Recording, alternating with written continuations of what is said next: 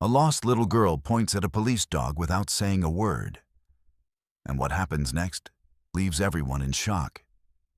When 7-year-old Emma was found wandering alone on the outskirts of Oakridge County, she hadn't spoken a single word to anyone. With no ID and no missing persons report matching her description, authorities were at a complete loss. That's when K-9 Officer Max entered the room, and in one silent moment, everything changed. What unfolded next would shake a community to its core. Officer James Parker was the first to spot her. A small figure huddled beneath a highway overpass, shivering despite the summer heat. The little girl's clothes were torn and caked with mud, her tangled hair falling across a face that seemed frozen in time. Her eyes were vacant, traumatized in a way that made even the veteran cop's heart sink. But what truly unsettled him wasn't her physical condition. It was her complete and utter silence. She wouldn't speak, wouldn't cry, wouldn't even nod yes or no. Parker would later testify at the departmental briefing. It was like something had stolen her voice along with whatever happened to her. In 20 years on the force, I've never seen a child so completely shut down. For 3 days, child psychologists, social workers, and investigators tried everything in their collective experience. They brought in picture cards, anatomical dolls, drawing materials, and even a digital tablet with communication software. A female officer who specialized in trauma cases spent hours sitting quietly beside the girl, just talking softly about nothing in particular, hoping to create even the smallest crack in the wall of silence. Nothing worked. The girl, temporarily named Emma by the staff at Oakridge Memorial Hospital, simply stared through everyone as if they weren't there, occasionally flinching when someone moved too quickly or reached toward her. Dr. Melissa Chen, the lead child psychologist, was particularly concerned. This level of dissociation suggests severe trauma, she explained to the investigation team. She's protecting herself the only way she knows how, by disappearing inside herself. Until we can establish some form of communication, we can't help her process what happened, and we certainly can't identify who she is or where she came from. With no matching missing persons reports and no way to identify her, the case was hitting dead ends faster than leads could be generated. DNA testing would take weeks to process through the national database, and without knowing which state she might be from, they couldn't narrow the search parameters. Fingerprints yielded nothing. She was too young to be in any system. The department was on the verge of calling in federal resources and making a national appeal when Sergeant Mike Donovan made a suggestion that seemed insignificant at the time. "Let's bring in Ranger and his handler," he said during the morning briefing, almost as an afterthought. "Can't hurt to try. Something different. We've had some success with him in other sensitive cases." Captain Rivera raised an eyebrow. "A K-9 unit? For an interview situation?" "Not just any K-9 unit," Donovan explained. "Ranger's different." Ranger wasn't just any police dog. The 4-year-old German Shepherd had developed a reputation in the department for unusual sensitivity, almost a sixth sense when it came to victims in distress. His handler, Officer Sarah Collins, had noticed it from his first day of training. While most police dogs excelled at tracking, protection, or detection work, Ranger seemed to have an additional talent for understanding human emotions. He'd once led rescuers to a dementia patient who had wandered into the woods by somehow distinguishing her confused state from the dozens of other hikers who had passed through the same area. "That dog reads people better than most detectives I know," Collins had once remarked. "Sometimes I think he understands what people need before they do." Captain Rivera finally agreed, though not without skepticism. "Fine, bring him in, but keep it brief and non-threatening. The last thing we need is to traumatize this child further." That afternoon, Officer Collins arrived with Ranger, who had been specially bathed and groomed for the occasion. The plan was simple.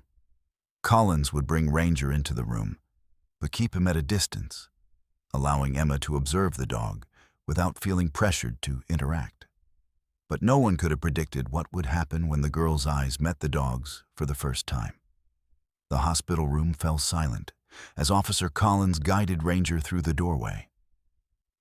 The German shepherd moved with disciplined grace, his nails clicking softly against the linoleum floor. His coat gleamed under the fluorescent lights. Collins had spent extra time grooming him, knowing this meeting could be pivotal. Dr. Chen and a social worker named Marissa Reyes stood near the window, their clipboards clutched perhaps a bit too tightly, betraying their anxiety despite professional demeanors.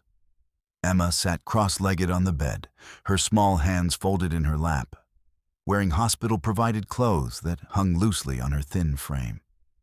"This is Ranger," Collins said softly, keeping her voice casual as if this were the most natural introduction in the world.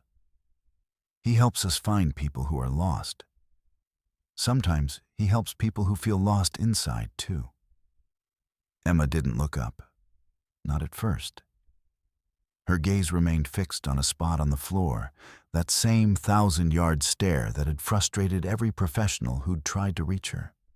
Her shoulders were hunched slightly forward, her body language closed and protective. Collins settled into a chair near the door, positioning herself at an angle that wouldn't feel confrontational. Ranger sat obediently at her side, his intelligent eyes scanning the room before settling on the small figure on the bed. "We're just going to sit here for a while, if that's okay," Collins continued, not expecting a response. Ranger likes quiet rooms. He had a busy morning. Dr. Chen had advised this approach. No pressure, no direct questions, nothing that would require Emma to engage if she wasn't ready. The theory was simple. Animals often reached traumatized children when humans couldn't. They carried no expectations, no complicated emotional demands. But even Dr. Chen, with her 20 years of experience, seemed skeptical that this would yield results where everything else had failed. 10 minutes passed in complete silence. Dr. Chen exchanged a glance with Reyes. Perhaps this had been a waste of time, after all. The social worker glanced at her watch, then made a note on her clipboard. Outside in the hallway, a cart rattled past. A page came over the hospital intercom, muffled through the closed door. But Collins knew Ranger, knew to trust his instincts and his timing. So she waited. Then it happened. Ranger's ears perked forward, his body tensing slightly. A subtle change that most wouldn't notice, but Collins recognized it immediately. The same alertness he showed when he'd found something significant during training exercises. Without command, he slowly rose to his feet, eyes locked on Emma with an intensity that made everyone in the room hold their breath. Collins started to reach for his collar, concerned he might frighten the child. But something in his demeanor stopped her. This wasn't predatory focus. It was something else entirely. Emma's head lifted, almost imperceptibly at first. Her eyes, vacant for days, suddenly focused, directly on Ranger. The change was so dramatic that Dr. Chen took an involuntary step forward, then froze, afraid to break whatever spell was forming. The girl's pupils dilated slightly, and something flickered across her face. Recognition, perhaps, or some emotion too complex to name. For nearly a full minute, girl and dog stared at each other in complete silence. The air in the room seemed to thicken, charged with potential. Then Emma did something that sent a shockwave through everyone present. She raised her hand and pointed directly at Ranger. "Oh my God," Reyes whispered, immediately covering her mouth as if regretting the outburst. was the first deliberate communication they'd seen from her. Not a word, not a sound, but unmistakably intentional. Collins looked to Dr. Chen, who nodded almost imperceptibly, her professional composure barely concealing her excitement. Taking a careful breath, Collins unclipped Ranger's lead, the soft click of the metal clasp sounding unnaturally loud in the silent room. "Would you like to meet him?" she asked Emma gently. "He's very friendly." The girl didn't respond verbally, but her hand remained extended, finger pointing toward the dog. Her eyes had taken on a new quality, focused, present, aware in a way they hadn't been before. Collins gave Ranger a soft command, "Easy," and he moved forward with extraordinary care, each step measured, his body language completely non-threatening. His tail was neither tucked nor wagging enthusiastically, maintaining a neutral, calm position that communicated safety. When he reached the bed, he stopped, sitting down just within Emma's reach. No one dared move. No one dared speak. The connection forming between them seemed almost tangible, a fragile bridge spanning whatever darkness had stolen Emma's voice. Dr. Chen was watching with clinical fascination, while Reyes had abandoned her clipboard entirely, transfixed by the interaction. Then, with a trembling hand, Emma reached out and touched Ranger's ear. The contact was feather-light, tentative, as if she expected him to disappear at her touch. Ranger remained perfectly still, his intelligent eyes never leaving her face. Slowly, her fingers moved to the top of his head, then down to his muzzle. She traced the shape of his face with a delicacy that suggested she was memorizing him through touch. And then it happened. A single tear slid down Emma's cheek, then another, and another. They fell silently, leaving glistening trails on skin that had remained dry despite everything the hospital staff had tried. Dr. Chen pressed her hand to her mouth, eyes wide above her fingers. The social worker was frantically taking notes now, her pen moving across the page with urgent scratches. But Collins just watched, recognizing something extraordinary unfolding before them, something that transcended professional observation. Emma leaned forward, wrapped her arms around Ranger's neck, and buried her face in his fur. Her small shoulders began to shake with silent sobs. Ranger didn't move, didn't pull away. He seemed to understand exactly what was needed, remaining solid and present as Emma released what might have been days or weeks of pent-up emotion. Collins noticed that his breathing had synchronized with the girl's, his chest rising and falling in perfect rhythm with hers. When she finally pulled back, her face wet with tears, she looked directly at Officer Collins, truly seeing her for the first time, and opened her mouth. Her lips trembled with the effort, as if she were pushing against some invisible barrier. "He knows," she whispered, her voice hoarse from disuse, the words barely audible in the quiet room. They were the first words anyone had heard her speak. Simple words that would prove to be far more significant than anyone in that room could possibly imagine. Dr. Chen fumbled for her phone, likely wanting to record this breakthrough, but thought better of it, afraid to disrupt the moment. "He knows what?" Collins asked gently, hardly daring to breathe, maintaining the same soft tone she'd used throughout. Emma's hand returned to Ranger's head, fingers curling in his fur as if drawing strength from the contact. The dog leaned slightly into her touch, a subtle reassurance. The girl swallowed hard, her throat working visibly with the effort of speech after so much silence. "He knows where the others, knows where the Yoa are."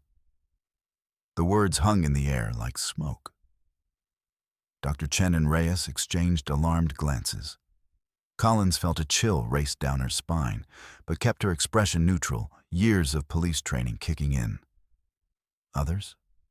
She prompted softly. What others, Emma? The girl's eyes darted to the window, then back to Ranger, as if checking that he was still there, still real. When she spoke again, her voice was slightly stronger, as if each word made the next one easier to find. The other kids, in the dark place. Her fingers tightened in Ranger's fur. He can smell them like he smelled me. Dr. Chen took a step forward, then hesitated, clearly torn between professional protocol and the urgency of what they were hearing. Collins gave her a subtle nod, permission to approach, while maintaining her focus on Emma. Emma, Dr. Chen said, her voice carefully controlled. Are there other children where you were? The girl nodded, the movement jerky and unpracticed, as if she were remembering how to communicate. Under the ground, where the bad man keeps us. Her eyes never left Ranger as she spoke, as if he were anchoring her to this moment, preventing her from slipping back into silence. Collins felt her police instincts surge to the forefront, 1,000 questions forming. But she tempered them, knowing that pushing too hard could shut Emma down completely. Instead, she moved slowly to sit on the floor beside Ranger, making herself smaller, less threatening. Ranger found you, she said simply. He's very good at finding people. Something like hope flickered across Emma's face, the first positive emotion they'd seen from her. Can he find them too? Before it's too late? Too late for what, Emma? Reyes asked, unable to contain herself. The girl's eyes darkened, and for a moment Collins feared they'd lost her again. But Ranger shifted position, placing his paw gently on the bed beside her hand. The contact seemed to steady her. Before the water comes, she whispered. The bad man says, when the moon is full, the water will come, and only the good ones get to stay on the boat. Dr. Chen was frantically writing now, capturing every word. Collins felt her heart rate accelerate as the implications became clear. This wasn't just a case of a single missing child. This was something much larger, much darker, and apparently time-sensitive. Emma, Collins said carefully, can you tell us where this place is? Where Ranger might find the others? The girl's face crumpled slightly, frustration and fear battling across her features. I don't know. It was dark in the car, and then dark underground, but... She paused, her brow furrowing with concentration. There was water. I could hear it. And bells sometimes. Bells? Collins prompted. Big ones. Like at Christmas, but deeper. They made the walls shake. Church bells, Collins thought. Or harbor bells. She glanced at Dr. Chen, who seemed to be thinking the same thing. Emma suddenly leaned forward, her face intense. He has a boat with stars on it. He showed us pictures, said we'd live on the stars if we were good. She swallowed hard. I wasn't good enough. That's why he left me. The implications of that statement hung heavy in the room. Collins felt a surge of both gratitude that Emma had been left and horror at what might be happening to the children who remained. You're very good, Emma, Collins said firmly, and very brave. Ranger knows that. As if understanding his name, the dog gently licked Emma's hand. A ghost of a smile touched the girl's lips, just for a moment, but unmistakable. Ranger and I help find people, Collins continued. But we need your help to find the others. Can you be brave a little longer and tell us everything you remember? Even small things might be important. Emma looked down at Ranger, then back to Collins. Something had changed in her eyes, a spark of determination replacing some of the fear. He called me Cassiopeia, she said. Not Emma, All the kids had star names, and he took our pictures with the stars behind us. She paused, then added with chilling certainty, "He said we would become stars soon, when the water came." Dr. Chen moved to the door, clearly intending to alert others while maintaining the delicate rapport they'd established. As she slipped out, Emma continued to speak, her words coming faster now, as if a dam had broken. "There were 5 of us. No, 6. Orion was sick. He coughed a lot." Her face darkened. The bad man didn't like the noise. Collins nodded encouragingly, even as her mind raced through the implications. A man kidnapping children, giving them celestial names, talking about rising water in a boat. It had the hallmarks of an apocalyptic delusion, potentially a mass casualty situation in the making. "Emma, Cassiopeia," she corrected herself, using the name that might feel more familiar to the girl. "Was there anything else you saw? Any windows or signs or things outside when you were taken there?" Emma closed her eyes, her hand still buried in Ranger's fur. "Trees. Lots of trees. And then a big metal door in the ground." She frowned. "And a picture?" "A picture?" "On the door, like a drawing, a bird with its wings out." "An eagle? A corporate logo?" Collins filed the detail away. "And the bad man, what did he look like?" Emma's body tensed immediately. Ranger responded by pressing closer to her, and her grip on his fur tightened. "Tall, with a beard. And—" She touched her own face, near her eye. "A mark, like someone drew on him." "A tattoo," Collins suggested. Emma nodded hesitantly. He said it was his third eye, that it helped him see who was worthy. She shuddered visibly. "I don't want to talk about him anymore." "That's okay," Collins assured her quickly. "You've been incredibly helpful." Outside the room, they could hear voices. Dr. Chen must have alerted hospital security and likely contacted the police department. Time was becoming critical, but Collins knew they couldn't rush this. Emma's trust was too fragile, too newly formed. "Ranger and I want to help the other children," Collins said carefully. "Do you think you could help us do that?" Emma looked at her directly, with a clarity that was startling after days of vacant stares. "Will you take Ranger?" "Yes, of course." "And will you bring them back? All of them?" Collins felt the weight of that question, the impossible promise that the girl was asking for. But she also recognized the critical importance of maintaining Emma's trust. "We will do everything possible to bring them back," she said honestly. "Ranger and I, and many other officers. That's our job." Emma seemed to consider this, her small face solemn with a gravity no child should have to bear. Finally, she nodded. "I'll tell you the secret words," she said, her voice dropping to a whisper. "The ones that open the metal door, but only if Ranger comes back to see me after." "I promise," Collins said, meaning it with every fiber of her being.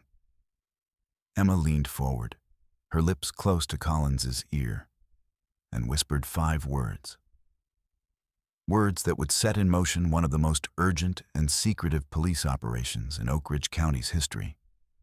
Words that would lead them into darkness, but also, potentially, toward salvation for children whose time was quickly running out. As Emma pulled back, her eyes met Collins with unexpected intensity. "Hurry," she said simply. "The moon gets full tomorrow." The Oakridge County Sheriff's Department erupted into controlled chaos within an hour of Officer Collins's report. Captain Rivera had cleared the main conference room, where Detective Sergeant Mike Donovan now stood before a hastily assembled whiteboard, mapping out what they knew. 6 children, possibly more, he said, writing the number and circling it. all given celestial names. Our witness was called Cassiopeia, and she mentioned another child named Orion who was ill. He added these names to the board. The suspect appears to be operating on some kind of apocalyptic timeline linked to the lunar cycle. According to Emma, that gives us less than 24 hours before, in her words, the water comes.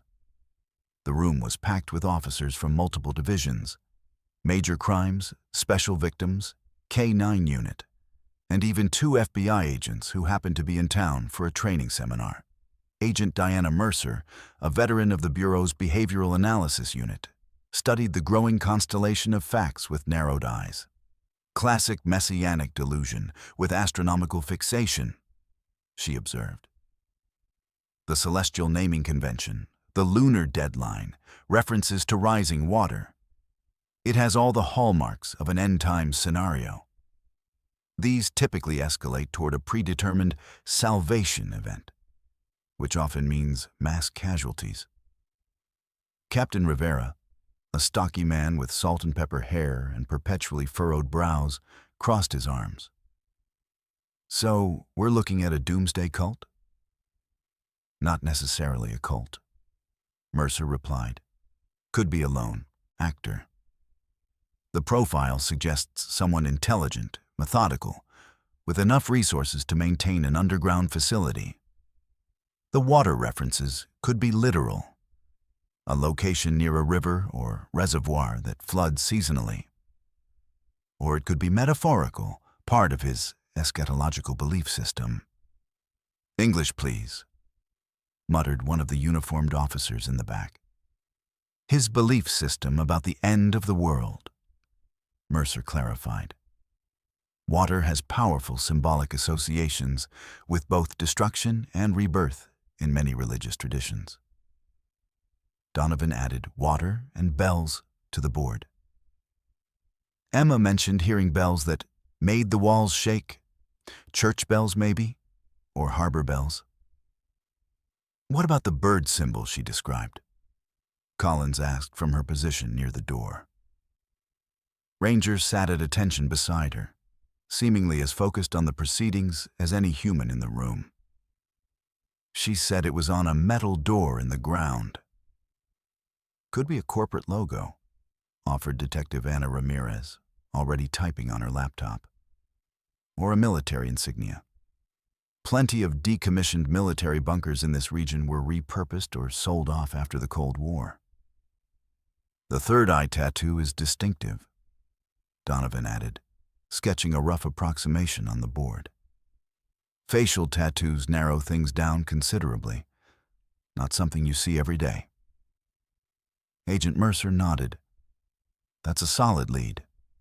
Facial tattoos suggest someone who doesn't care about societal norms or maintaining a conventional appearance. Could indicate prior incarceration or fringe group affiliation. Captain Rivera checked his watch, his expression grim. All right, people. If Emma's timeline is accurate, we have until tomorrow night's moonrise to locate these children. I want every available resource directed toward this investigation. He turned to Collins. What were these secret words Emma mentioned? The ones that supposedly opened the door.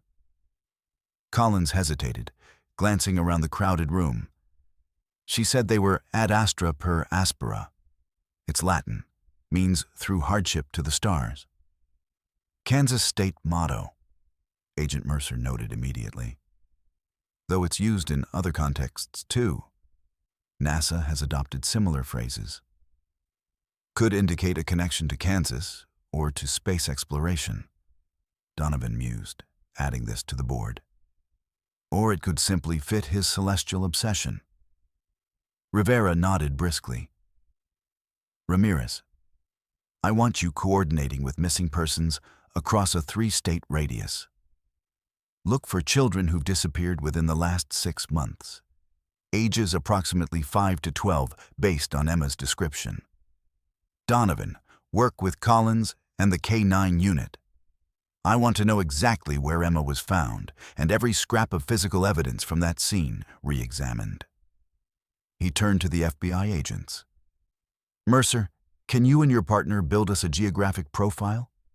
If this unsub is operating on a lunar deadline and keeping children underground near water with audible bells, that should narrow our search radius considerably. Already on it, Mercer replied, pulling out her phone. I'm calling in additional Bureau resources. This has all the markers of a high-risk abduction scenario. As the room broke into focused activity, Collins felt a tug on her pant leg. She looked down to see Ranger staring up at her intently, his ears forward in the way that always signaled he had something to communicate. What is it, boy? She murmured, kneeling beside him. Ranger turned his head toward the door, then back to Collins, his meaning clear. She'd seen this behavior before. His uncanny ability to sense when there was more to discover. Captain, she called, rising to her feet. Ranger and I should return to the hospital. Emma might remember more details now that she's talking, and she specifically requested to see Ranger again. She trusts him. Rivera nodded. Go. But take Ramirez with you. I want everything documented properly. As Collins and Ramirez prepared to leave with Ranger, the captain addressed the room once more, his voice carrying the weight of 2 decades in law enforcement. Listen up.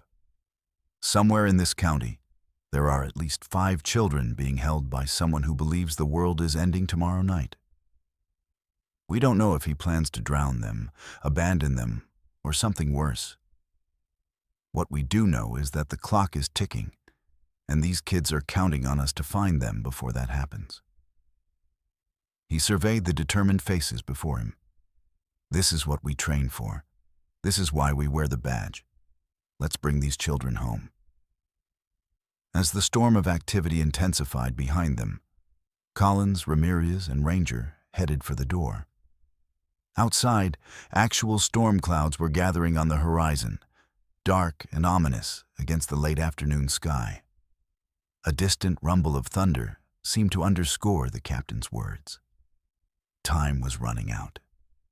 Back at Oakridge Memorial Hospital, Emma sat cross-legged on her bed, a crayon clutched in her small fist as she drew intently on a sheet of paper. Dr. Chen watched from a chair nearby, careful not to hover too closely. The drawing taking shape was crude but distinctive. A circular structure with what appeared to be rooms or cells arranged around a central area. In one of the cells, Emma had drawn stick figures, 6 of them, each labeled with a wobbly star. Above the structure loomed a larger figure with a beard and what looked like an eye in the middle of his forehead. Is this where you were kept, Emma? Dr. Chen asked gently. Emma nodded without looking up, adding more details to her drawing. The star room is in the middle, she explained, pointing to the central area. That's where he takes us for lessons, about the boat and the flood and becoming stars. And these are the other children, Chen prompted, pointing to the stick figures. Emma nodded again. Orion is the smallest. He's only 4. He cries a lot. She pointed to another figure. This is Andromeda. She's the oldest. She tells us stories when the bad man is gone. How many rooms are there, all together? Chen asked, noting that Emma had drawn 8 cells but only filled 6 with figures. Emma's crayon paused. 8. But the last 2 are for the new ones. She looked up, her eyes suddenly wide with remembered fear. He said he needed 8 stars to complete the navigation chart, for the boat to find its way after the flood. Chen felt a chill run down her spine. Emma, do you know if he was planning to take more children? The girl nodded solemnly. 2 more. He showed us pictures, a boy with red hair and a girl with glasses. She returned to her drawing, adding details to the bearded figure. He said they were special, celestial twins. Chen made a note to relay this information immediately. 2 more children might be in imminent danger. As she reached for her phone, there was a soft knock at the door. Emma's head snapped up, her body tensing instantly. "It's okay," Chen assured her. "Let me see who it is." She crossed to the door and opened it to find Officer Collins, Detective Ramirez, and Ranger waiting in the hallway. Emma's reaction was immediate. At the sight of the German Shepherd, her face transformed, tension melting away. "Ranger," she called, the first time she'd spoken a name with anything approaching joy. Chen stepped aside, allowing them to enter. "She's been drawing the facility where she was held," she explained quietly to the officers. "And she just mentioned that the suspect may be targeting 2 more children, described as celestial twins, a red-headed boy and a girl with glasses." Ramirez nodded grimly, already texting this information to the team at the station. Collins led Ranger to Emma's bedside, where the girl immediately reached for him, burying her fingers in his fur as if drawing strength from the contact. "I kept my promise," Collins said, smiling gently. "Ranger wanted to see you again." Emma's answering smile was small but real, a breakthrough that made Chen's heart leap. The girl held up her drawing. "I made this to help you find them." Collins studied the crude diagram carefully. "This is excellent, Emma. Can you tell us more about this place? Were there any windows? Could you see outside at all?" Emma shook her head. "No windows, just the metal door with the bird." She pointed to a spot on her drawing. "And stairs. Lots of stairs going down." "What about sounds?" Ramirez asked, kneeling to be at eye level with the child. "You mentioned bells. Were there any other sounds from outside? Traffic? Airplanes? Trains?" Emma's brow furrowed in concentration. "Water. Always water, like it was raining, but it wasn't. And..." She closed her eyes, seemingly trying to recall. "A horn sometimes. Really loud. It made Orion cry." "Like a foghorn?" Collins suggested. "Or a train whistle?" "Big," Emma said, spreading her arms wide. "Like the ships in the movie we watched. The bad man showed us a movie about a big boat that didn't sink when all the water came." "Noah's Ark?" Chen suggested. Emma shook her head. "No, a different one, with a rich man who built it." Collins and Ramirez exchanged glances. "Sounds like Titanic," Ramirez murmured. "The bad man said his boat was better," Emma continued, "because it would go to the stars, not just across the ocean." She looked down at her drawing again, adding more details to the central star room with her crayon. "He made us practice." "Practice what, Emma?" Collins asked gently. "Holding our breath. For when the water comes." Her hand stilled on the paper. "Andromeda told us to pretend, but not really do it. She said help would come." Emma looked up at Collins, her eyes suddenly intense. "Are you the help she promised?" Collins felt the weight of that question like a physical pressure on her chest. "Yes," she said firmly. "We are going to help. You, Andromeda, Orion, and all the others." Emma seemed to accept this, returning to her drawing. But then she paused again, looking up at Ranger rather than any of the adults in the room. "He has another place," she said quietly. "With a boat?" Ramirez leaned forward slightly. "Another place? Different from this one?" She pointed to the drawing. Emma nodded. "He took Lyra there once, when she was the best at lessons. He said it was by the big water where the boat is waiting." Her voice dropped to a whisper. "She came back different. Quiet. She wouldn't tell us what she saw." Collins felt her pulse quicken. This was potentially crucial information, a second location, possibly where the suspect planned to take the children for whatever endgame he had in mind. Emma. Did he ever mention a name for this place, or how far away it was? The girl shook her head. But he showed us pictures of an island with the boat. He said that's where we'd live after, when we became stars. As Emma returned to her drawing, adding more details with focused intensity, Ramirez stepped away to make a call, relaying this new information to the team. Collins remained beside Emma, watching as the crude diagram became increasingly detailed, a child's representation of a nightmare made real. Ranger had settled his head on the edge of Emma's bed, his eyes never leaving her face. There was something almost protective in his posture, as if he'd appointed himself her guardian. Collins had seen him form connections with victims before, but nothing quite like this. "Emma," she said carefully, "the bad man, did he ever mention his name, or what we should call him?" The girl's hand stilled again, her body tensing slightly.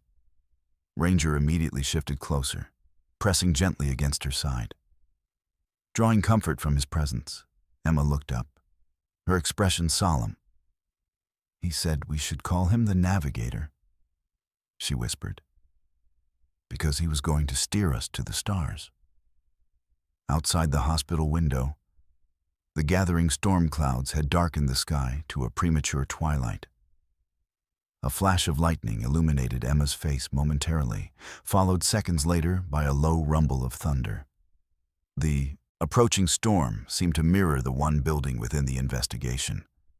Powerful, unpredictable, and fraught with danger. As Ramirez returned from making her call, her expression was grim. "We need to get back to the station," she said quietly to Collins. "They've found something." Collins nodded, then turned back to Emma. "We have to go now, but we'll come back soon. Is there anything else you can remember that might help us find your friends?" Emma looked down at her drawing, then back up at Collins. With deliberate care, she tore off a blank corner of the paper and wrote something on it in her childish scrawl. She folded it carefully and held it out. "This is for Ranger," she said seriously. "It's where to look." Collins accepted the folded paper, touched by the girl's faith in her canine partner. "I'll make sure he gets it," she promised. As they prepared to leave, Emma called out one last thing, her voice small but clear in the quiet room. "The Navigator says the stars can't breathe underwater," she said. "But we have to try anyway. That's the test." The implications of those words hung in the air like the electric charge before a lightning strike. Collins and Ramirez exchanged alarmed glances, the urgency of their mission suddenly even more acute. Outside, the first heavy raindrops began to fall, pattering against the hospital windows. The storm had arrived, both literally and figuratively. And somewhere in Oakridge County, 5 children, possibly soon to be 7, were counting down the hours until the full moon rose, and their captor's apocalyptic vision reached its culmination. The race against time had begun in earnest. Rain pounded against the windshield as Collins and Ramirez sped back toward the sheriff's department, wipers struggling against the downpour. Ranger sat alert in the back seat, seemingly impervious to the vehicle's sharp turns and sudden stops. Collins glanced in the rearview mirror at her partner, then at the folded note from Emma tucked in her breast pocket. She hadn't opened it yet. Somehow it felt right to wait until they reached the station, as if honoring the girl's instruction that it was specifically for Ranger. "This storm isn't helping," Ramirez muttered, peering through the rain-blurred glass at the darkening landscape. "If there's an underground facility near water, we could be looking at flooding issues." Collins nodded grimly. Which might accelerate the navigator's timeline. If he sees the storm as some kind of sign or fulfillment of his prophecy. She didn't need to finish the thought. Both officers understood the implications. A delusional subject whose apocalyptic predictions seemed to be manifesting in reality might be pushed toward drastic action. The sheriff's department parking lot was crowded with vehicles, including several unmarked federal SUVs that hadn't been there when they left. Inside, the command center had expanded from one conference room to the entire east wing of the building.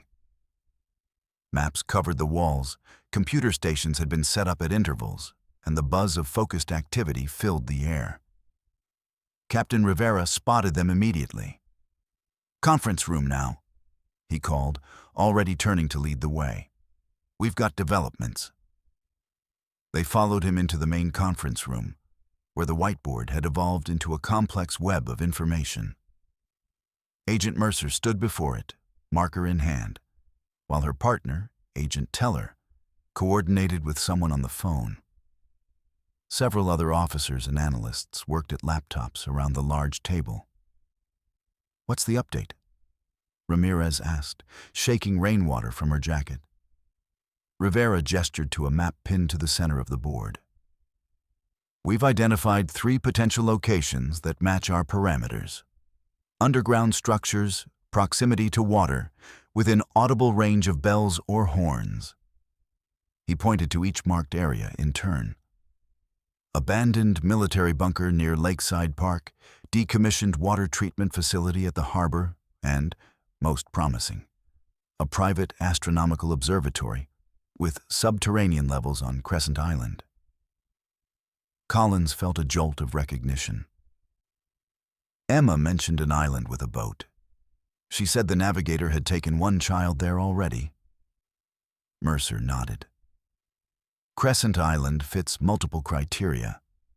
It's privately owned, accessible only by boat, and has both an observatory and several underground levels originally built as a Cold War fallout shelter. The current owner is listed as the Stellar Navigation Foundation, a nonprofit established 3 years ago.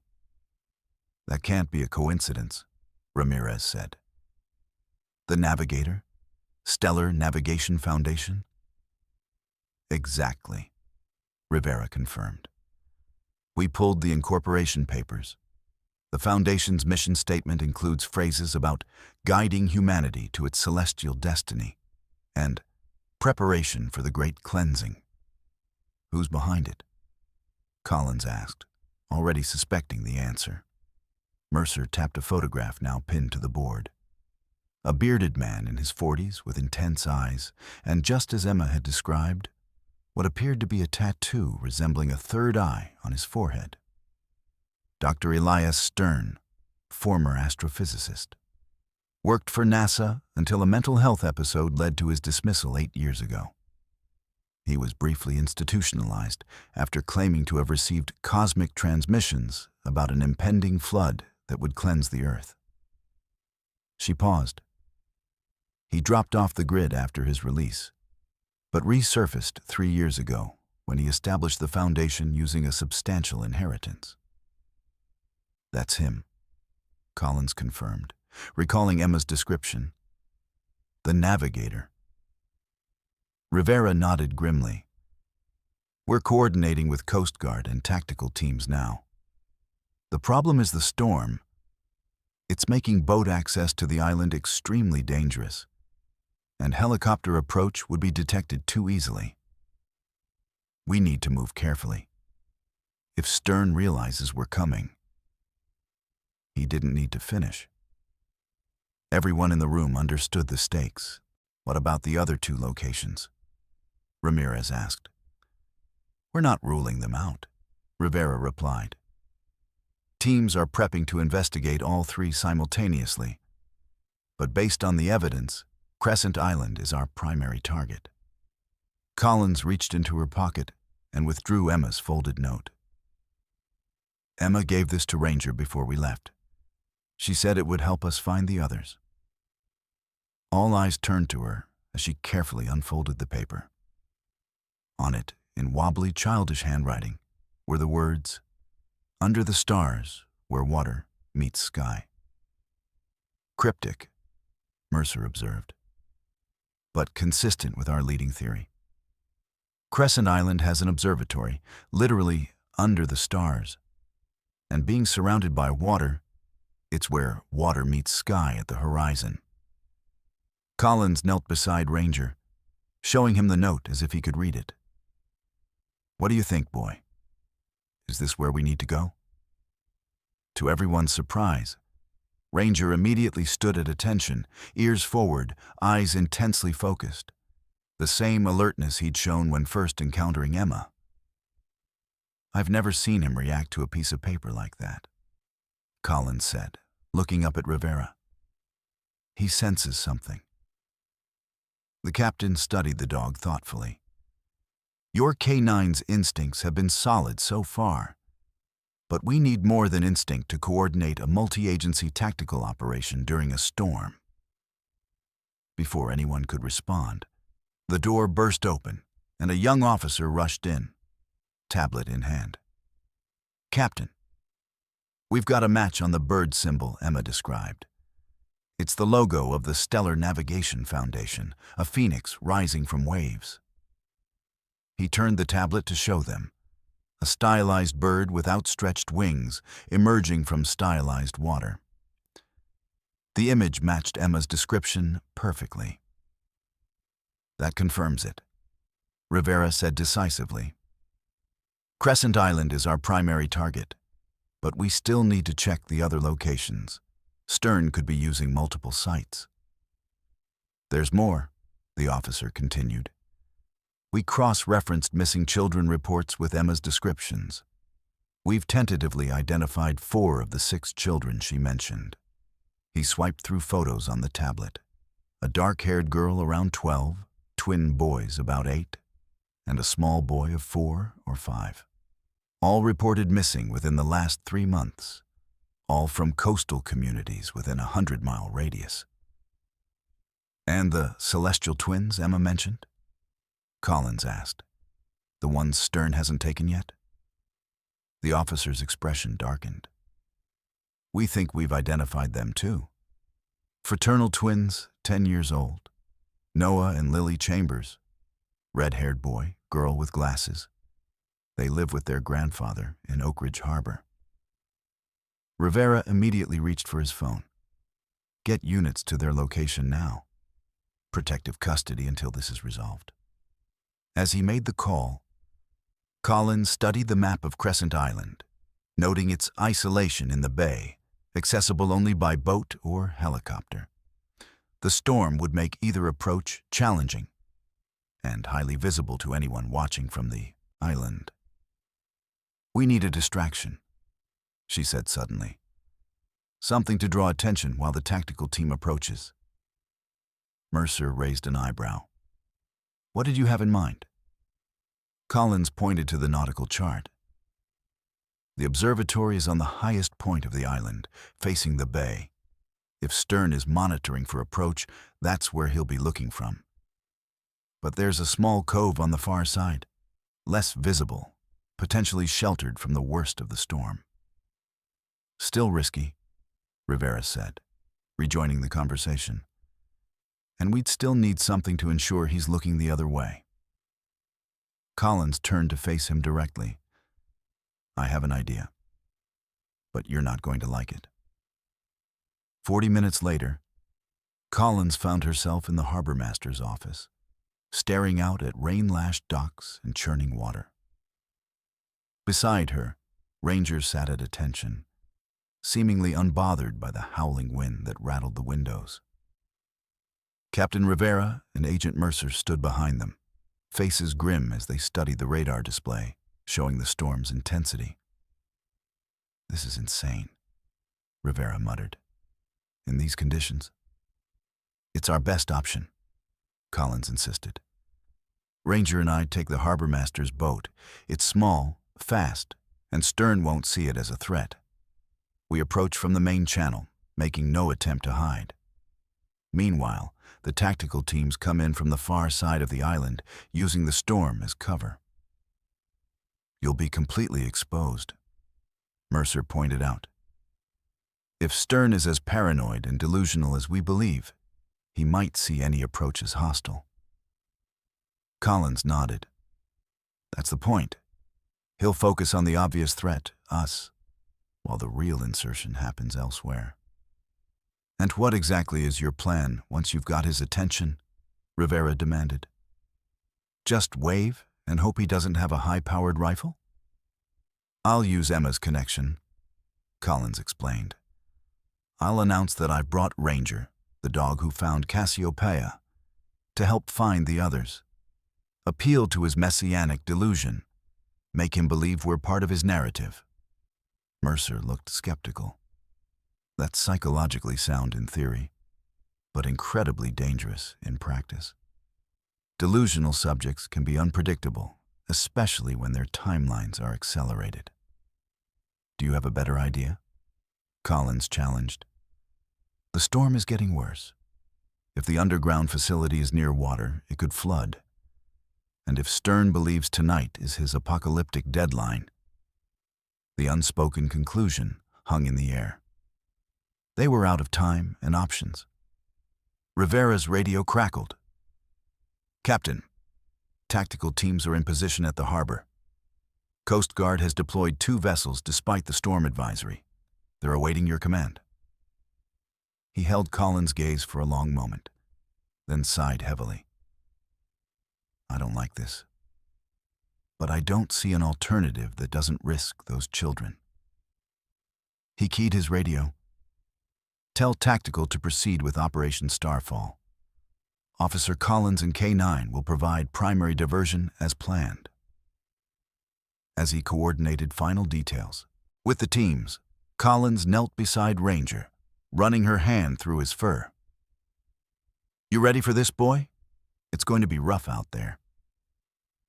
Ranger looked at her with those intelligent eyes that had always seemed to understand more than any dog should. He gave a soft whine and pressed his muzzle against her hand, his way of saying yes. Officer Collins, Agent Mercer called, approaching with something in her hand. Wear this.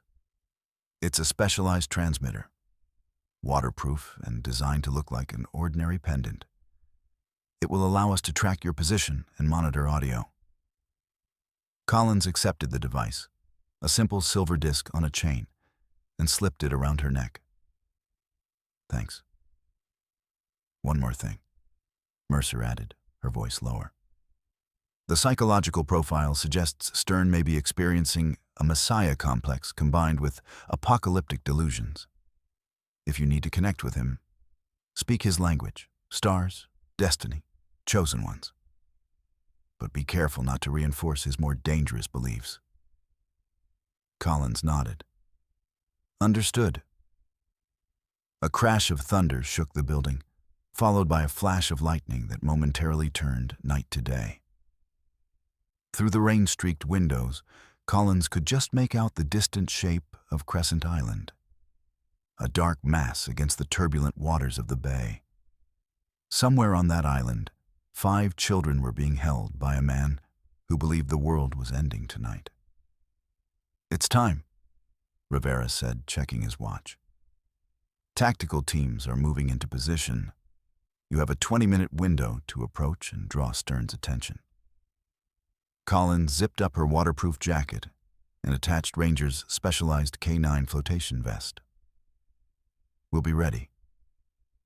As they moved toward the door, Rivera caught her arm.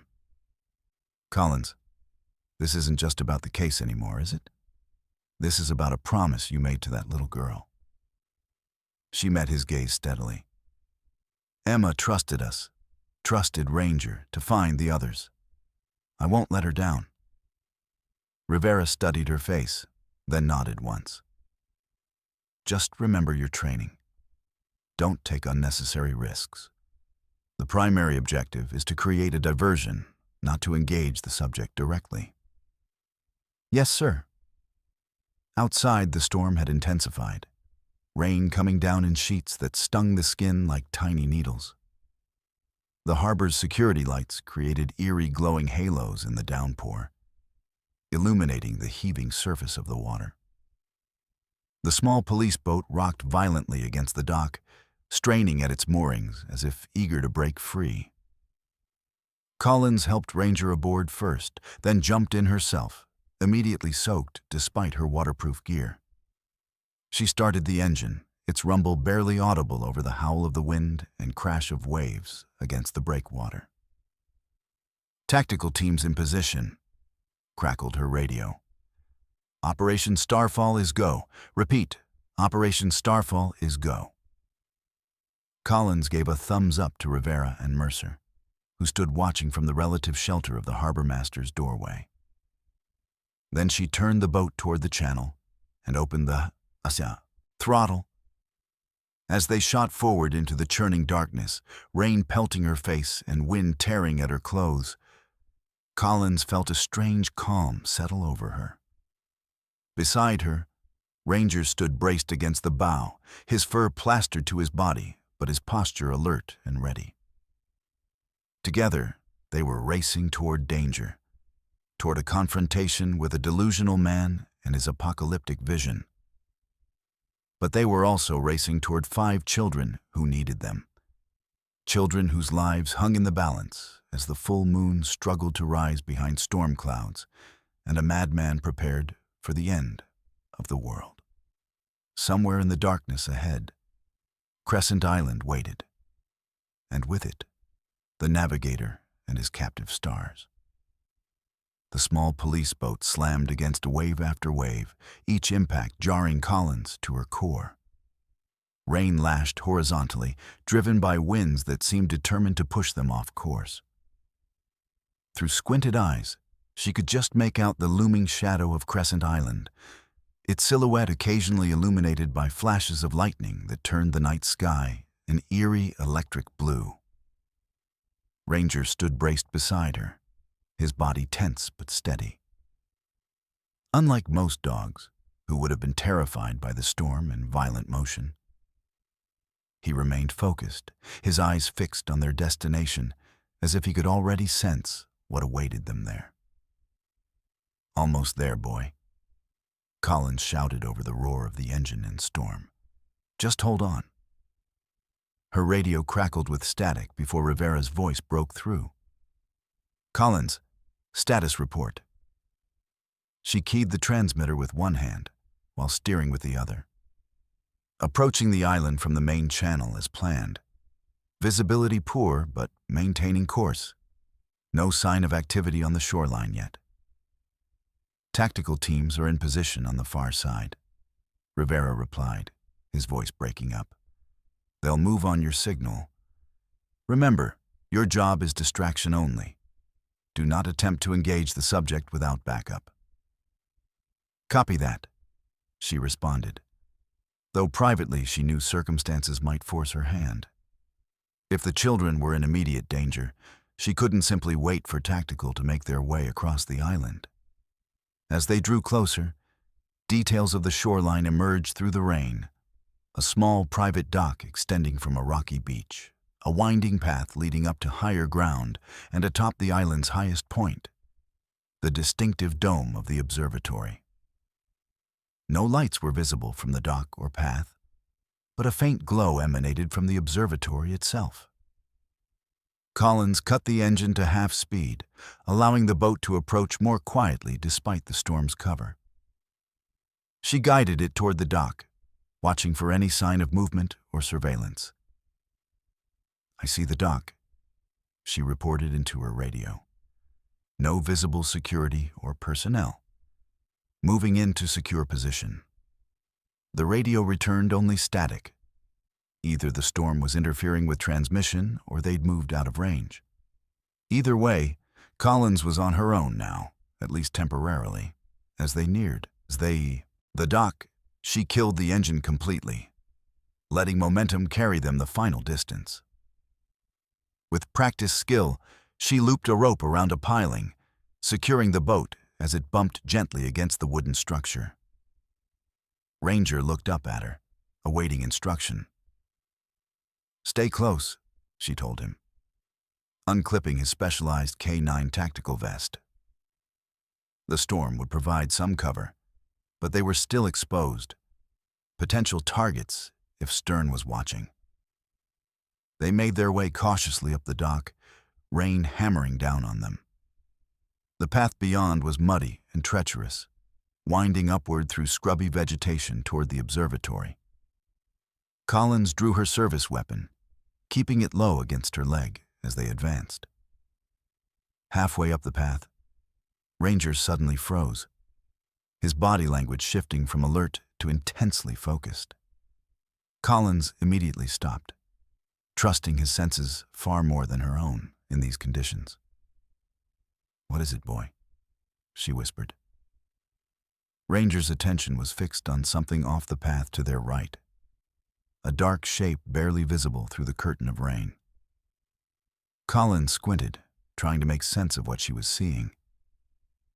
As another flash of lightning briefly illuminated the scene, she realized it was a small outbuilding, partially concealed by rocks and vegetation. She keyed her transmitter, hoping the signal would reach the tactical teams. Possible secondary structure identified east of main path, moving to investigate. With Ranger leading, they carefully made their way off the path toward the building. As they drew closer, Collins could see it was constructed of concrete with a heavy metal door, similar to a bunker or storage facility. Most tellingly, the door bore the phoenix emblem Emma had described. Collins felt her pulse quicken. This could be the entrance to the underground facility where the children were being held. She reached for the door handle, then hesitated. This was too easy. If this was indeed Stern's hideout, would he leave it unguarded and unlocked during a storm on the very night he believed his apocalyptic vision would be fulfilled? Ranger, however, was now intensely focused on the door, his training telling him there were people inside. He looked back at Collins, then at the door, his meaning clear. "Tactical, be advised," she whispered into her radio. "I've located what appears to be the entrance to the underground facility. K9 indicates presence inside, requesting immediate backup at my position." Only static answered her. The storm was worsening, communication compromised. Collins faced a critical decision: wait for backup that might not arrive in time, or proceed alone into a potentially dangerous situation. Ranger made a soft, whining sound, his attention never leaving the door. His behavior told Collins everything she needed to know. There were children inside, and they needed help now. Drawing a deep breath, she tried the handle. To her surprise, it turned easily. The heavy door swung open with a low groan, revealing a dimly lit stairway descending into darkness. "Stay close," she murmured to Ranger. And together they entered, Collins leading with her weapon drawn. The stairway was concrete, utilitarian, illuminated only by emergency lighting that cast everything in a sickly green glow. The air grew noticeably warmer as they descended, with an underlying dampness that suggested proximity to water. After about 30 steps, the stairway opened into a short corridor with another door at the end. This one made of heavy steel with a keypad lock. Collins approached cautiously, examining the keypad. Without the code, there was no way through, and forcing entry would certainly alert Stern to their presence, eliminating the element of surprise. Just as she was considering her options, Ranger moved past her to the door, sniffing intently at its base. Then he sat down and looked up at her expectantly, the signal he was trained to give when he'd found what they were searching for. "Good boy," she whispered, kneeling beside him. "But we need a way in." As if in answer, a soft, mechanical click sounded from the door, followed by the whir of releasing locks. Collins immediately stepped back, weapon raised, as the heavy door swung slowly inward. Standing in the doorway was a girl of about 12, thin and pale with dark circles under her eyes. Despite her obvious exhaustion, her gaze was clear and intelligent as she looked from Collins to Ranger and back again. "Are you Andromeda?" Collins asked softly, recalling Emma's description of the oldest child. The girl's eyes widened slightly. "You found Cassiopeia," she whispered. "She told you where we are." Collins nodded. "My name is Officer Collins, and this is Ranger. We're here to help you and the others. Is the navigator here?" Andromeda shook her head. "He went up to the observatory. He says the alignment is almost complete." Her voice dropped even lower. "He's preparing the boat." "How many of you are there?" Collins asked, holstering her weapon now that it was clear no immediate threat was present. "5, including me," Andromeda replied. "The little ones are scared. The water is coming in faster because of the storm." Collins felt a chill that had nothing to do with her rain-soaked clothes. "Show me." Andromeda led them through the doorway into what appeared to be a converted fallout shelter. A circular main area with smaller rooms or cells branching off it, just as Emma had drawn. The central space was dominated by a large table with star charts and nautical maps spread across it. Most concerning was the inch of water already covering the floor, apparently seeping in through cracks in the walls and floor. "The navigator says it's part of the cleansing," Andromeda explained, seeing Collins's expression. "But I think something's broken. It's never come in this fast before." From one of the side rooms, a small face peeked out. A boy of about 8, his eyes wide with fear and uncertainty. "It's okay, Perseus," Andromeda called to him. "They're here to help, like I promised." The boy emerged cautiously, followed by another child of similar age, clearly his twin. From another room, a tiny figure appeared, clutching a tattered stuffed animal. "That's Orion," Andromeda said, indicating the smallest child. "He's been sick." As if to confirm this, the little boy coughed, a wet, troubling sound that suggested respiratory infection. The final child, a girl of about 10, remained in the doorway of her room, watching with wary eyes. "Lyra doesn't talk much anymore," Andromeda explained quietly. "Not since the navigator took her to see the boat." Collins keyed her transmitter again, hoping against hope that the signal would penetrate from their underground position. "Tactical. This is Collins. I've located the 5 children in an underground facility east of the main path. Facility is taking on water. Suspect is in the observatory, requesting immediate extraction." To her relief, a broken response came through.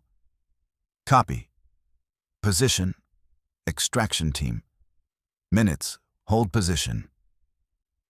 "Help is coming," she told the children, trying to project confidence despite the rising water and uncertain timeline. "But we need to move to higher ground. This place is flooding." "We can't leave," Lyra suddenly spoke, her voice barely audible. "He'll know. He sees everything through his third eye." "The navigator isn't here right now," Collins said gently. "And my job is to keep you safe." "He said we have to be here when the water comes," Perseus insisted, fear evident in his voice. "For the test." Collins exchanged a glance with Andromeda, who seemed to understand more than the others. "What test?" she asked the older girl. "The worthiness test," Andromeda replied, her expression grim beyond her years. "The navigator says only those who can hold their breath long enough will be taken on the boat to the stars." The implication was chilling. Stern intended to flood the facility with the children inside, a twisted test of their worthiness for salvation. And with the storm accelerating the water's entry, that moment was rapidly approaching. "That's not going to happen," Collins said firmly. "We're leaving now." As she began organizing the children, a sudden noise from above made everyone freeze. Footsteps, heavy and purposeful, descending the stairs they had used to enter.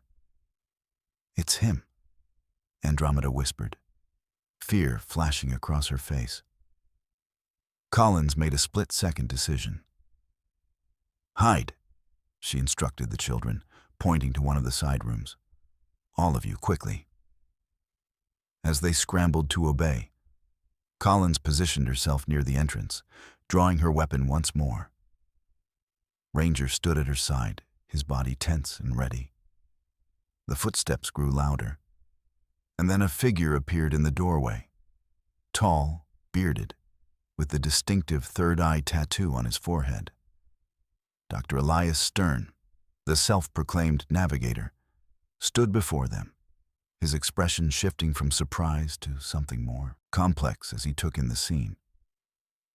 "You brought the dog," he said, his voice surprisingly soft and cultured. "The one who found my lost star." Collins kept her weapon steady, though not directly aimed at him. "Dr. Stern, I'm Officer Collins with the Oakridge County Sheriff's Department.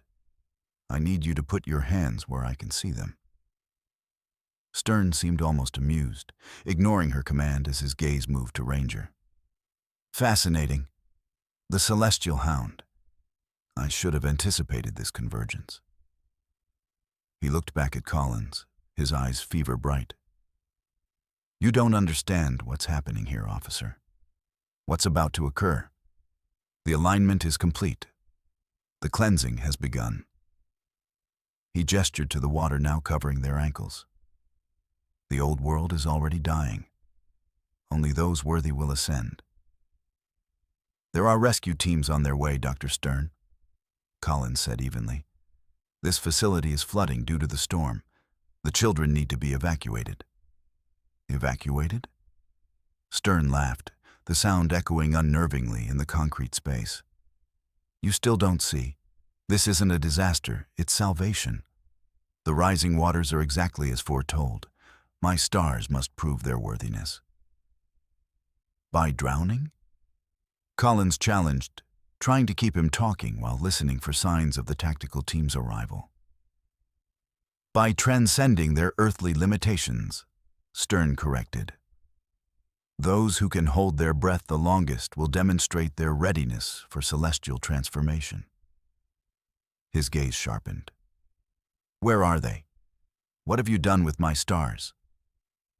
Before Collins could respond, a small splash came from one of the side rooms, one of the children moving in their hiding place.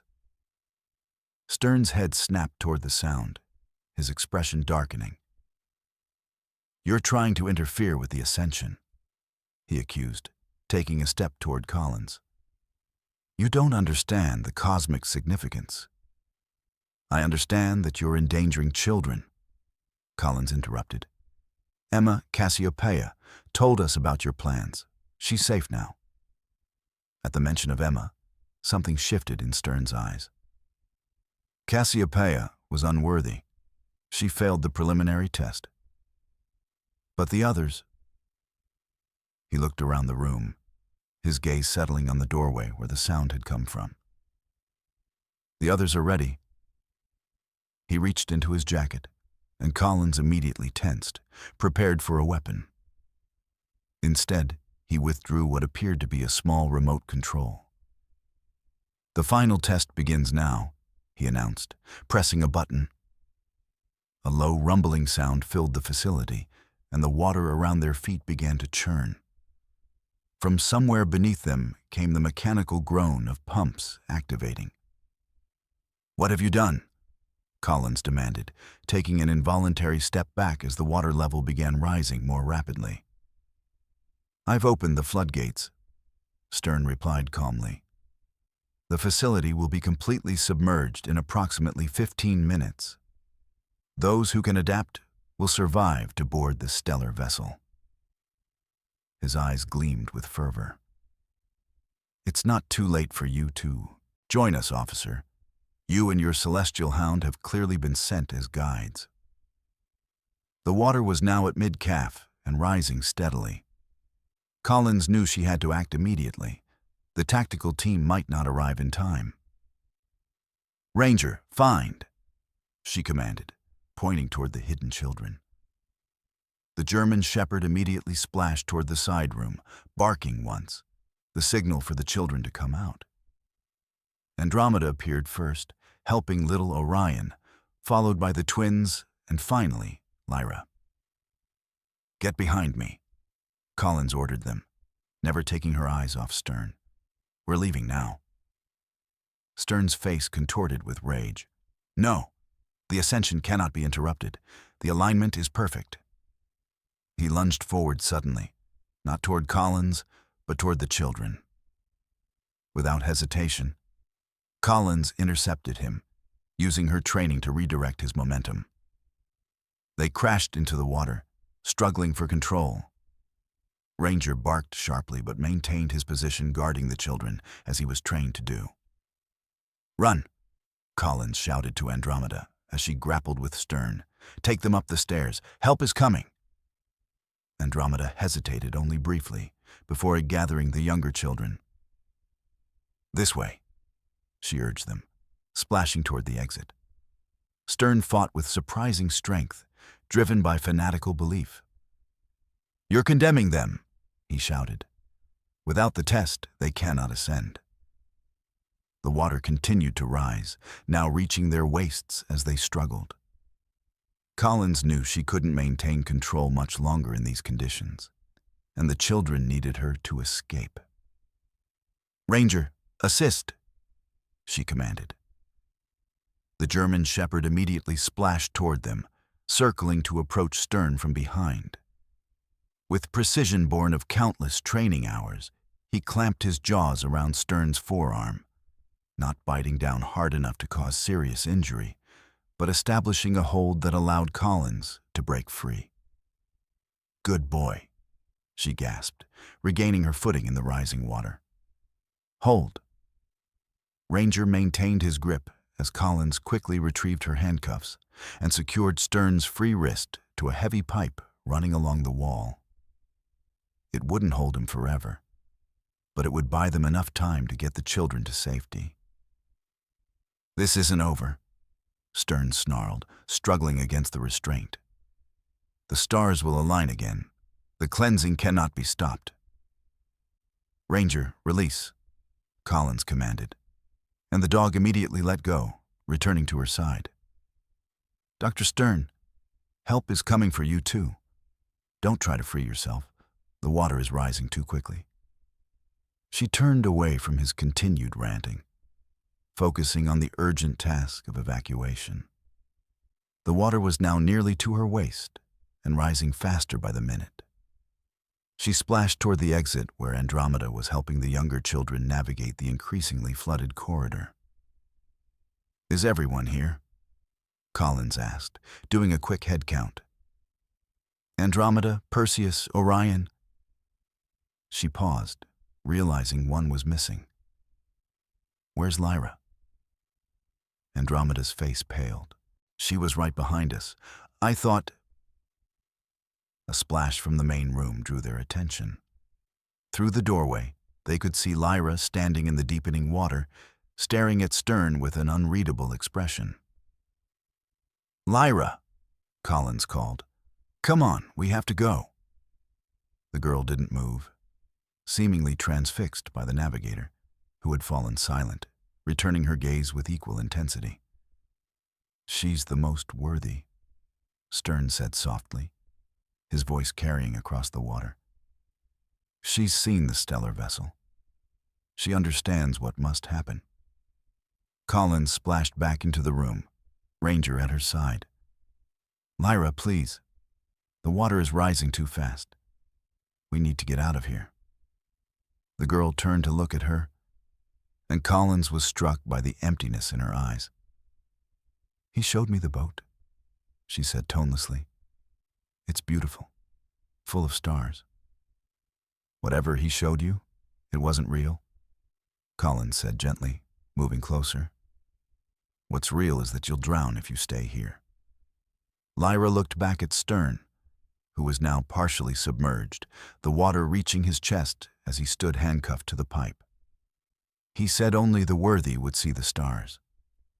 "You are worthy, Lyra," Collins assured her, now close enough to reach out. "Worthy of a real life, with people who care about you. Like Andromeda, who's waiting for you right now." At the mention of the older girl, something flickered in Lyra's expression. A connection to something beyond Stern's indoctrination. Collins extended her hand. "Please, Lyra, come with us." For a moment that seemed to stretch eternally. Lyra remained motionless. Then, slowly, she reached out and took Collins' offered hand. "No," Stern shouted, straining against his restraint. "Lyra, remember what I showed you. Remember the stars."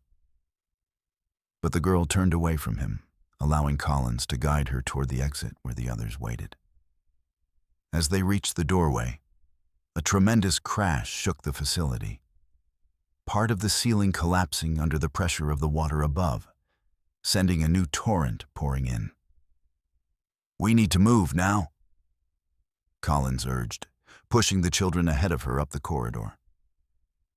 The water was rising so rapidly now that little Orion was struggling to keep his head above it. Without hesitation, Collins lifted him onto her shoulders. Behind them, Stern's shouts became increasingly desperate as the water reached his neck. Collins paused, torn between her duty to save the children and her oath to protect all lives. "Go," she instructed Andromeda, handing Orion to her. "Get them up the stairs. I'll be right behind you." As the children splashed toward the stairway, Collins turned back, wading against the current toward Stern. Ranger followed loyally, swimming now in the deepening water. "Dr. Stern," she called, "I'm coming to release you. The facility is collapsing." But Stern's expression had changed, a strange calm replacing his earlier frenzy. "The alignment is complete," he said, the water now lapping at his chin. "The stars are waiting." Before Collins could reach him, another section of ceiling gave way directly above him. She lunged forward, but Ranger was faster, grabbing her jacket and pulling her back just as tons of concrete and metal crashed down, sending a massive wave through the facility. The force of it knocked Collins off her feet, submerging her completely. For a disorienting moment, she tumbled in the churning water, unable to tell up from down. Then strong teeth gripped her sleeve, pulling her toward the surface. She emerged gasping, finding Ranger swimming powerfully beside her, guiding her toward the exit. Where Stern had been, there was now only debris and swirling water. Collins knew with grim certainty that no one could have survived that collapse. "Good boy," she gasped to Ranger, swimming alongside him toward the stairway. "Let's go." They reached the stairs just as another rumble shook the facility. The children had already made it halfway up, Andromeda carrying Orion while helping Perseus, who seemed to be limping. Lyra and the other twin were just ahead of Collins.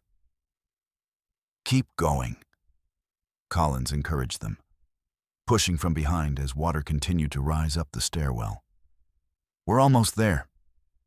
As they neared the top, Collins heard the most welcome sound imaginable.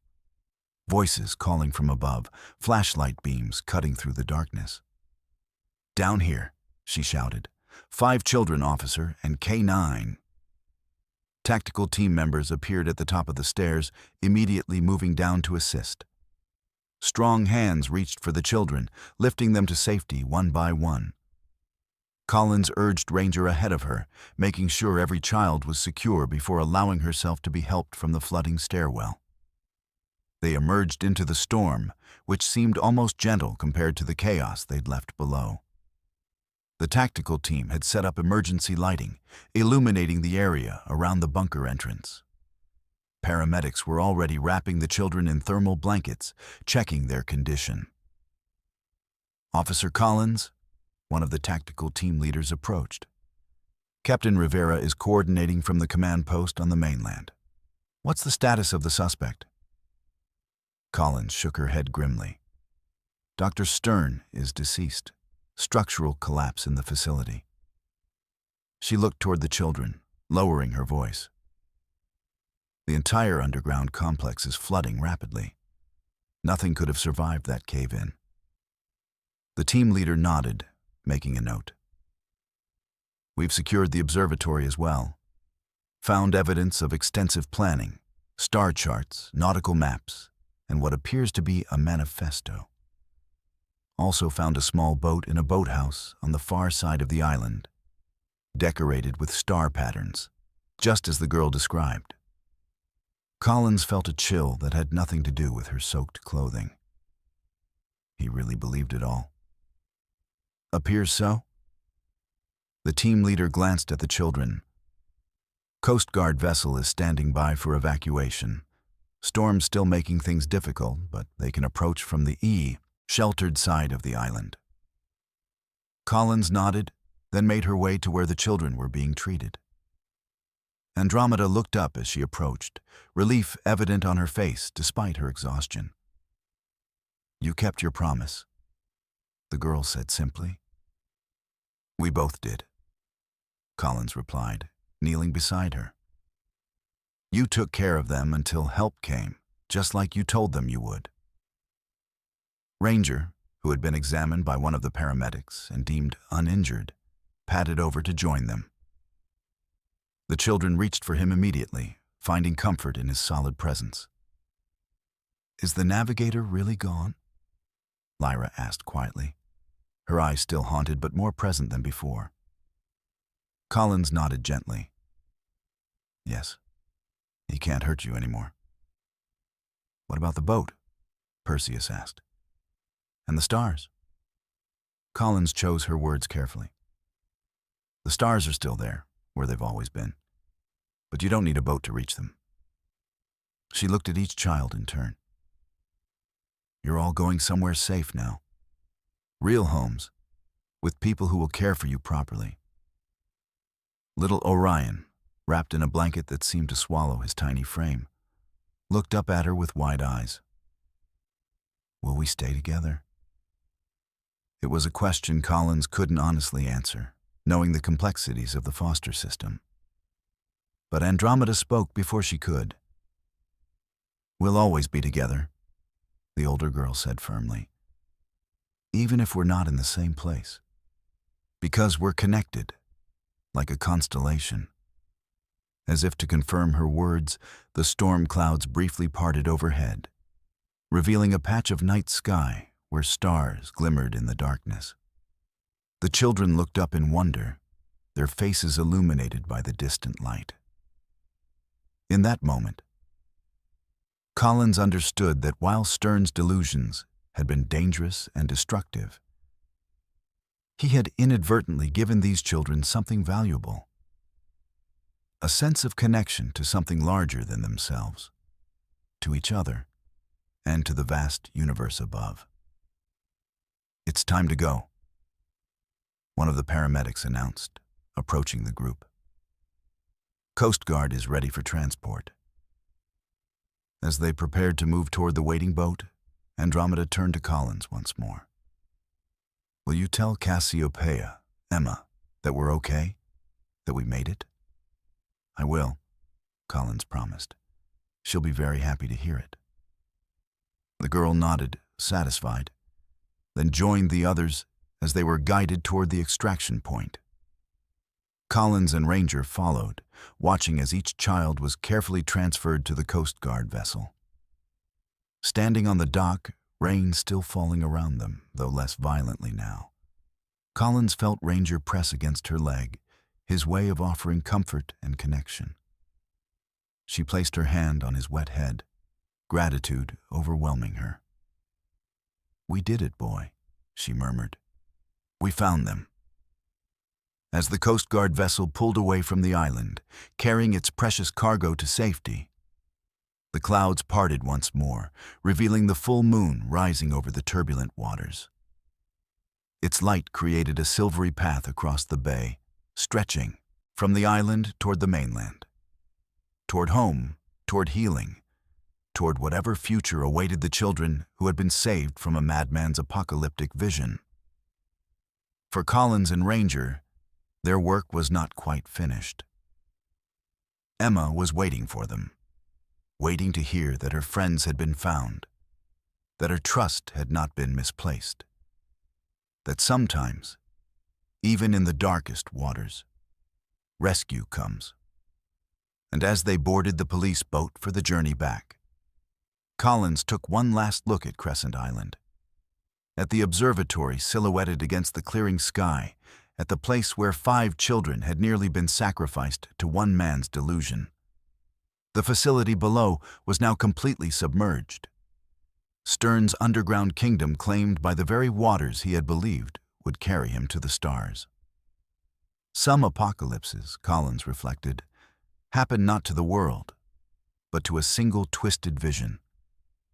And some salvations come not through cosmic intervention, but through the simple, steadfast connection between a determined officer, a remarkable dog, and a brave little girl who refused to remain silent.